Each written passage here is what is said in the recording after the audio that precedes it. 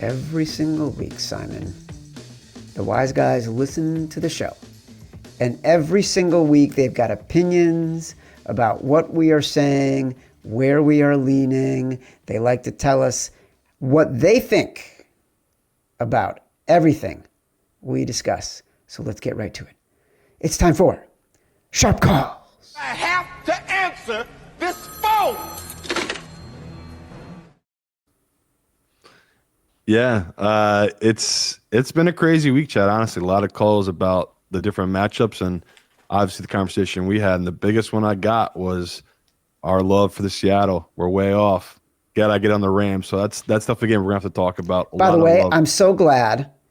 I'm so glad because I was having a change of heart yesterday, and I like it when everything lines up for us. Yeah. So definitely a game we're gonna need to talk about. Rams. Another game we might be missing on, or just I personally might be missing on. Panthers, tons of pros. Love the Panthers there. So maybe I can just avoid that game. Another game maybe I'll just avoid. I really like the Bucs. Tons of pros I've talked to really like the Bills. And they have some good arguments about why they like that spot. But maybe we'll go against them together, Chad. I don't know. We'll see with that game. But a lot of back and forth about just the pros loving the Bills there. And that's what's holding that number. Because I thought this number before by this show today. It's still 5.5. So a lot to talk about that one. Games that I think we got a lot of love and agreement on. Our Cleveland game. I mean, that game, Boom!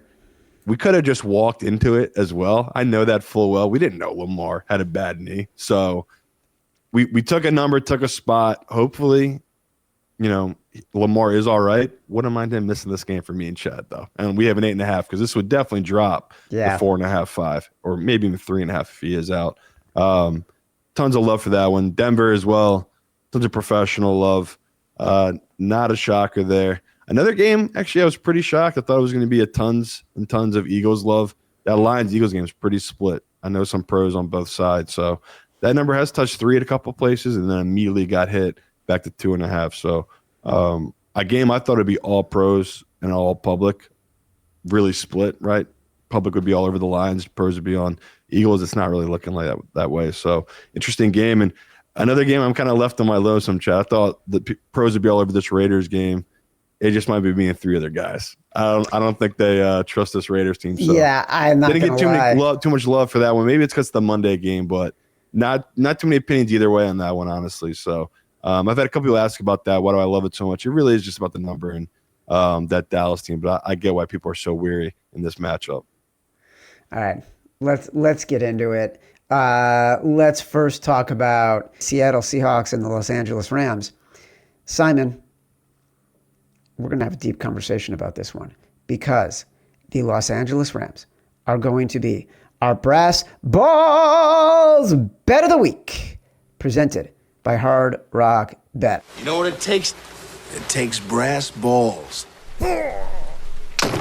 I know we had a long conversation on Tuesday about Seattle, and I think we both have sort of come to the conclusion that we like the Rams here. For me, it was about some of the research I did on the matchups and the schemes, despite Seattle's defensive prowess and how the Rams can take advantage of that. You got a lot of blowback from the wise guys, and this one might be, I'm not going to say bullying you, but effectively debating you, positioning you, changing your mind, moving you off your opinion. Tell me what you heard, why it changed for you. I will share with you some of what I've researched and why it changed for me. But we both came to that independently. Yeah, I just honestly, my motto like Seattle, and I like Seattle just the way they've been playing. I thought this would be a great matchup for them. But like you said, the more you dive into it, there's some weaknesses with Seattle defense that we know the Rams will exploit. And it's a unique game and a matchup. And I'm happy we have such strong opinions on it because it is probably the best game of the week. And early in the week, I was like, am I really going to bet heavy on one side or the other in this game? Because it's such 2 really good teams. I mean, I think Evan had this amazing stat. It's the first time in NFL history we've had 2 teams match up week 10 or later that are both 77% against the spread and straight up matched up this late. So it's really unique where it's like 2 teams bettors have loved, profited off heavily this season. got to pick a spot now. I thought most books would be split. It's honestly really heavy, the money towards this Rams side. And we've seen some 3.5s pop up. So if you do like the Rams, I would grab it now. I do think it could get the 3.5 by game time just because so much professional money is coming to the Rams here. And it's really about McVay, right? In his career against Seattle, he's just done so well. And it's we always saw these divisional teams, these matchups. Certain teams just know how to play against certain defenses. And it doesn't matter that they had a regime change for Seattle. He still owned them since that change. So just McVay in his career, 12-5 against the spread against Seattle. And since 2019, he's 11-2 against the spread. So it's just interesting. McVay has just dominated this franchise for so long now. And with Stafford, I was like, okay, is there a bump with the Stafford? Because this is by far the best quarterback he's had in that run. He's 5-0 straight up, 4-1 against the spread against Seattle, covering by almost 7 points per game. So Stafford has just dominated this matchup. And, you know, I agree with you. I probably overrated this Seattle defense a little too much because they really have not faced a juggernaut path of quarterbacks. They've had an easy kind of go here. So I think this will be a true test for them. We're getting a great number with a Rams team that's just playing insanely well. One last amazing stat I saw Evan post. Again, I love stupid stats like this because it's just, when you really look into it, it's actually pretty smart.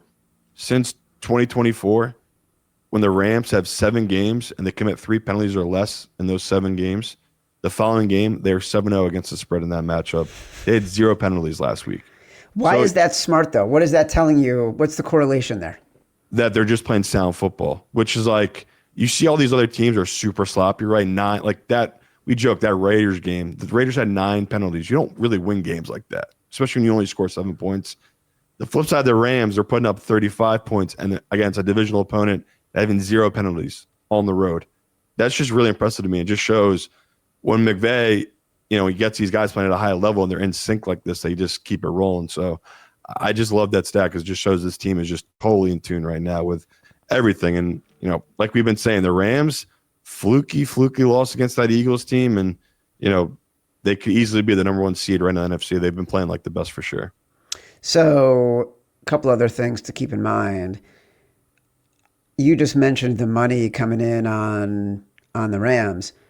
The public is all over Seattle. Like, this is a pros Joe's game. They are the public dog here. That's number 1. Number 2, you mentioned some softness in the Seahawks defense. Where they are worst, and they're not bad at much, but where they are worst is defending against tight ends. And all of a sudden, the Los Angeles Rams have become the highest tight end usage team 13 in the personnel. NFL. They're going 4 deep sometimes on tight ends. So we've been seeing that, and it's super exciting to watch, but it's also devastating if you've bet against the Rams. I don't want to be on the other side of the Rams and 13 personnel and Matthew Stafford against a team that has not been playing very well against tight ends. And in a game where something small like that is what the difference is going to be, right? It's going to be, you know, a tie game late and the Rams have the ball with 90 seconds left from their own 20-yard line and Matthew Stafford finds Parkinson down the seam for 35 yards and gets him into field goal range. Like, that could easily happen, and that weakness could be the difference in the game. And I don't mind fading the public in this spot. Agreeing. Devontae Adams has not practiced this week, but he got interviewed and he basically said, like, I'm going to be out there. I'm going to be playing. I'm not going to miss this game. So don't be worried if Devontae doesn't practice all week. I think he'll still play. I believe he has a bad hip, but I believe he'll still play. Los Angeles Rams, Brass Balls, Bet of the Week, presented by Hard Rock Bet.